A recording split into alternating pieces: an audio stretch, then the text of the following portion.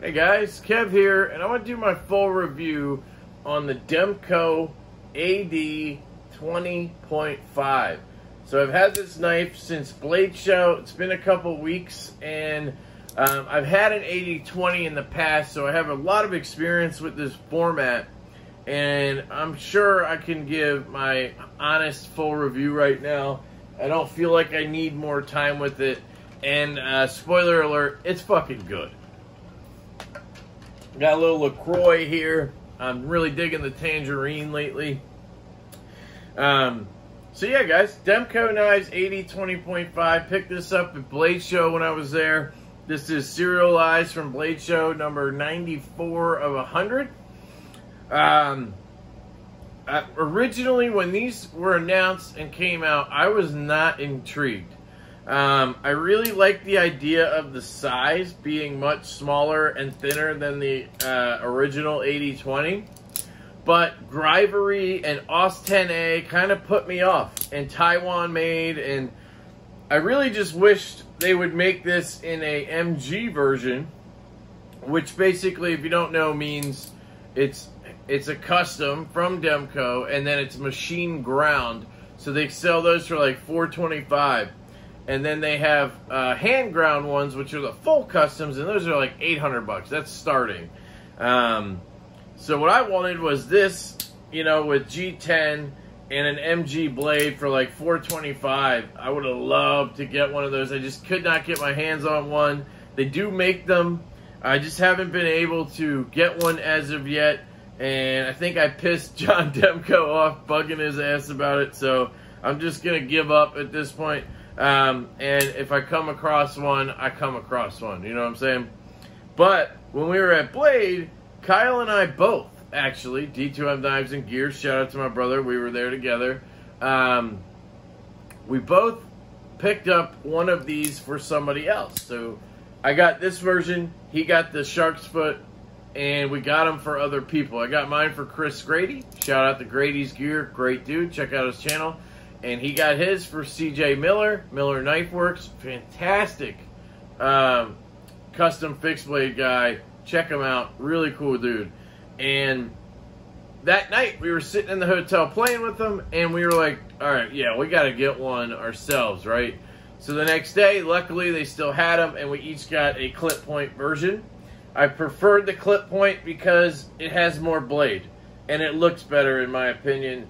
The Shark's Foot, for some reason, is shorter, so it'll fit into this handle, and it just doesn't look right to me. This looks like the AD-20, and that's, you know, what I know and love, and I just prefer this type of blade shape, I think. Even though I like a Warney, it was just too short, you know? But I get why they did it. Two reasons. They did it because it fits into this handle, and ordering just, you know, having the handle and then getting blades to go into them, and having different blades is cheaper than having a whole new knife to produce. And they also did it because that Shark's Foot is under 3 inches, and it makes it legal in a lot more places, so it makes perfect sense. So anyway, that's why I went with the clip point, all right? Aesthetically, I think it's good looking, guys.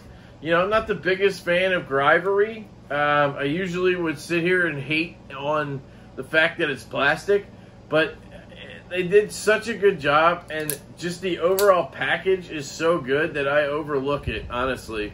It makes it lighter weight. It actually, with the milling they did on it, the pattern, it feels like their G10 anyway, to be honest. Like, it doesn't feel as durable or heavy, but it feels fantastic. Not that it doesn't feel durable, just not as much as their G10. But they did a great job with that. I love the blade shape. This clip point is just sexy, guys. There's no way around it. I always wanted to try one without the hole, but you know, then you can't really reverse flick it as well. I suck at doing it with the thumb stud. I don't know. I don't get enough juice behind it. I need that hole. That's what she said. So anyway, I think it aesthetically looks good, other than this cartoon AD 20.5 right there, the landing pad for the clip. Yes, they did that on purpose because it's where the clip lands, so it goes in and out of your pocket easier. but they didn't have to make it look like some comic book thing. I don't know. That part's weird to me. I do like that they did that cool font for Demko right there on the blade, and then it says OS 10A and Taiwan. Because this is made in Taiwan. It's made by the Cold Steel factory, or OEM, that Cold Steel uses. Demko, Andrew Demko has a long history with Cold Steel, and it made perfect sense. I assumed that's who was making it when they came out. And I have no problems with that. Even though I'm not a big Cold Steel guy, I actually never owned a Cold Steel. I really appreciate their quality. I've handled a few. And Andrew Demko as well, just, he knows what he's doing when he makes a knife. And that factory out of Taiwan does a great job. So, no problems there. And it kept the price down. These are $150. You know, so aesthetics, good. Not the best because of that cartoon and the grivery. I like the gray. But really good. Ergos, phenomenal, guys. You hold it back here, it fits my hand perfectly. You have a kind of hump here and a hump here, and my hand fits right in there. I have a large to XL size glove hand, and it fits just perfectly in there. And then, of course, you have a choil up here, which also feels fantastic. People always ask, but no, the shark lock does not get in the way in either position.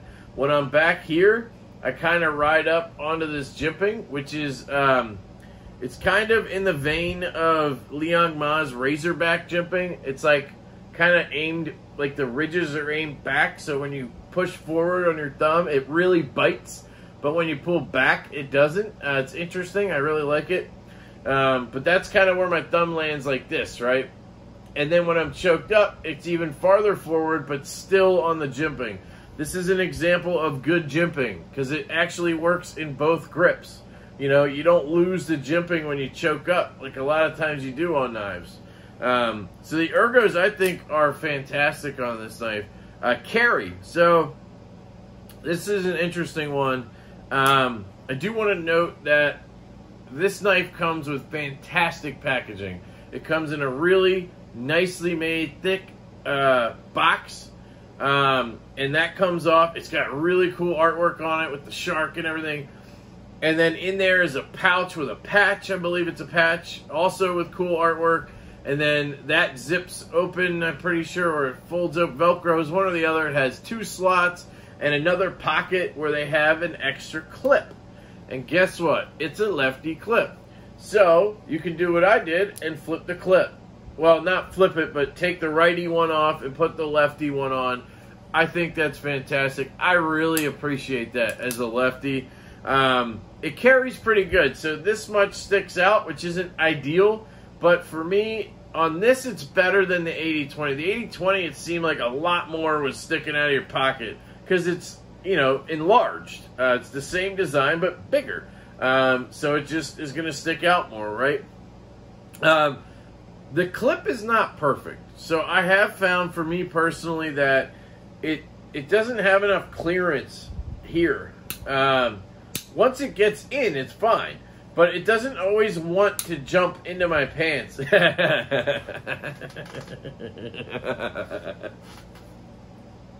That's what she said. Holy shit. Okay. Yeah, I don't know what it is. It's maybe because of the angle right here on the clip. You see how it angles up and then it plateaus over? It almost feels like it plateaus down at the very end there. And that's to avoid any type of hot spot. Because if this just plateaued up, it would be a hot spot. I get that. But it almost creates an issue going into pocket. So anything that was a little bit thicker, I had an issue going into. Let me see if I can show you. So here's just a hank. This usually doesn't work too well, but we'll see. So you kind of got to get it. See, once it's on, it's fine. Good retention, in and out, all that. But getting it in initially over this kind of under this guy can be a pain. And this is not very thick. So you can imagine if it gets thicker, it becomes more of an issue. And I actually bent the clip. So I took it off and I bent it up a little bit so that I got more clearance. So this is even with more clearance. I don't know if that's going to be an issue other people have, but for this specific clip, that's how, you know, and each one is bent, you know, it's machine bent, I'm guessing, but maybe mine was just bent too far or something, I don't know. So anyway, I bent that a little bit, and now it's a little better. And I had to adjust it because I bent it, and then I had the click-clack sound, and I had to bend it back. And then, so anyway, carry is good, but definitely not great. It could be better. I'm sure there's going to be a bunch of deep carry clips coming out for this, so I'll get one of those. I did try the Pops deep carry clip for the full size, and I hated it. It was a hot spot. It was super deep, like back to here. It just was this tall. Like, it just wasn't good. Sorry if you're watching this, Pops. I really like your clips. That one just didn't work for me. I believe he has a new one, though. So there's that. And I heard that's much better. And I saw some pictures. It does look better. So check that out. I don't think they'll fit onto the 20.5. I don't know how all that works. So anyway, cutting. OS 10A, guys. So this is where a lot of people get lost on this, right? They're like, oh my God, it's $150. Doll hairs. And it's got OS 10A, you son of a bitch. Grivery and OS 10A. And I was one of those people at first, right? Until I understood something. OS 10 is not the best steel. OS 10 is comparable to like 9CR or something, which is not terrible, but 150 bucks, I don't want 9CR on my knife, right? OS 10A, there's a difference. There's an A at the end. Is closer to 154 CM.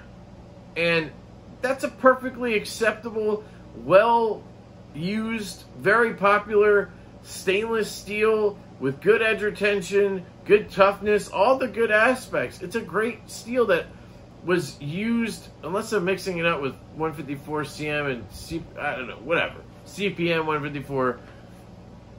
You know, I'm not the steel guy here, okay? But I've heard that that's what OS 10A is like. And I fully accept that steel. Like, all the Finch knives I have and have used and loved are 154 CM. And not many people complain about those. These are 120, 150 bucks too. I think the steel is fine. I really do. And it cuts fantastically. Guys, you also have to understand that cold steel, that factory, has an amazing heat treat. They do this cryo heat treat shit that is fantastic. They make steels so much better than they should be, or whatever. And then they put a mean-ass sticky edge on these sons of bitches. And this is like a heavier duty knife. Now, it's not thick stock, but it's not thin. But it's just like, come on. Come on. This is where the Italian dude goes, get out of here. Get out of here with that bullshit. OS 10A and Grivery 150. Alright, I'm sorry. Anyway, cutting, really good. Great grind. Great edge on it. Just an absolute dream to cut with. Good size. You know, it's not too big. It's not too small. The blade's good, guys. I will say, though, going back to aesthetics real quick, one gripe I've always had with the 80-20 in general is blade to handle ratio. And the shark's foot was even worse. But it just looks like it's better on the compact version than the full size. It just looks like they could have fit an extra, you know, 0.2 inches in there. And I don't know, it's just weird. It's obviously got something to do with this huge tang of the blade, where the pivot is, all that stuff. Because it has to be able to go back and get into the lock. It has to have something to do with that. And that's why the blade to handle ratio is not great. It's not a big deal. It's just something that's aesthetically always kind of bugged me about the knife. Alright. Sounds. Oh, it's good. I mean, it clicky-clacks, it flick-flacks, it dick-dacks, it dilly-dacks. We could make a Dr. Seuss movie out of the sounds this thing makes. All right? It's just good. I've always loved the fidget factor, the sounds, all of it on the 8020.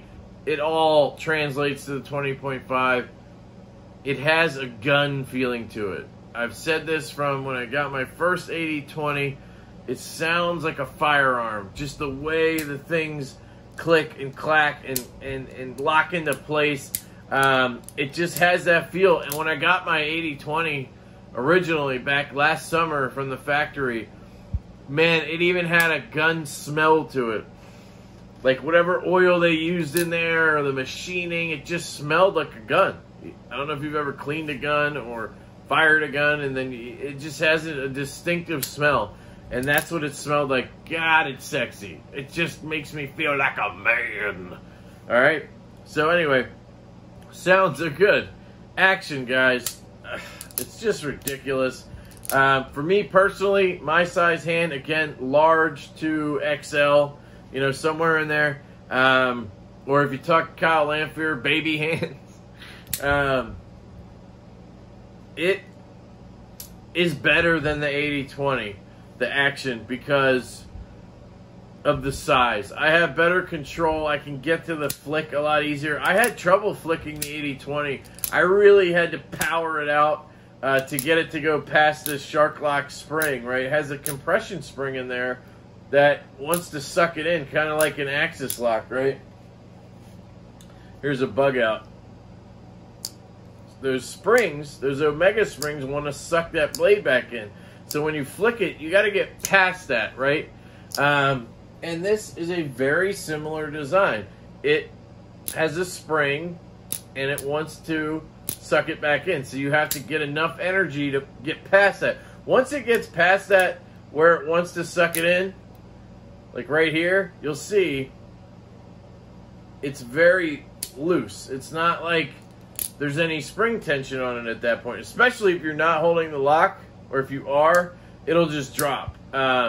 So I don't know how to explain that much better. There's not a traditional detent on it. That's your detent, that you have to get past that. So it feels kind of weird. And some people are going to struggle to flick this. I know I did with the full size, and that's why I like this compact size better. Not only is it more ergonomic for me, not only does it make more sense size-wise being smaller and thinner, but I get better action out of it. I have more fun fidgeting with this. It's so much fun, guys. And then, of course, you have the Shark Lock. You know, you can flick with that. You have thumb studs to thumb flick. You can Spidey flick both. You know, you could do a shakeout if you wanted to. It's just a blast, guys. It really is. This knife is phenomenal. Value, 150 bucks. Yes, sir. I will buy that any day of the week. I don't care that it's Scrivery and OS 10A. I am so grateful that the Demko's made this knife a production model and made it in this size. I can't begin to express that. That is what I wanted from the first time I touched the 8020. I was like, man, this thing, this lock, the feel of this knife, everything is just, the action, everything is so good. But personally, I just wanted it to be a little smaller all around, and they nailed it. And then they even gave you 2 blade shape options, and one of which is under 3 inches, so you still get all the ergos and all that stuff because of the size of the handle, but you get a sub 3-inch blade, so you're legal in a lot of places. It's just a genius move. Nobody needs to watch this to know that they're going to sell these like fucking hotcakes. They already have. They're going to come out with different colors, different steels. They're going to. And one last thing I want to say. So yes, value, 100% value, guys. I don't need better steel or handle material. I'll get them. When people start making aftermarket scales and shit like that, I'll get them. But it's not necessary. These feel really good. And I'm the, I'm the snobby guy, right? One other thing I want to say is I've had 2 8020s, right? And this Cold Steel or whatever Taiwan factory, they nailed it, guys. This feels no lesser than an 80-20. The mechanics of it, the lock, the way it functions, the tolerances, all of it. It's spot on. And part of that is Andrew Demko. His design work, his tolerances that he built into this lock, into this design, are so good that you can hand it to a factory and they can pump these out and it be perfect. And then the other part has got to be that factory doing such a good job in Taiwan. So you basically get what they would sell, you know, minus the steel. They would sell this for $375 if they made it out of wampum, PA. They sell Grivery 80-20s. Those are $375 with 20 CV. So, you know, I just think that it's a great value. It's a great knife. I'm so happy they did it. You can tell I'm rambling, and I'm just glad I have one, and I can't wait for the future. I'm gonna try to keep getting a compact. You know, someday I will get a fucking 80-20 compact from Demko. And until then, I'm just gonna love this baby right here and have fun with it. It's been hard to get out of my pocket, guys. I sit there and I'm like, what should I carry today? And I like to have one knife to fidget with and one knife to like have as a knife backup or whatever, right? Or I need to carry something for review or whatever. And this is always, for the last couple of weeks, been the fidgety knife, right? I've either been grabbing this or my Hoback Sumo, which I don't have right now. It's being modded. Shout out to Knife Modders on Instagram, Lindy Lou and Richie. But yeah, this has been a go-to. Love it. So that's the 80-20.5. Absolutely love this knife. I love you guys. I hope you have a fantastic day, and I will catch you later.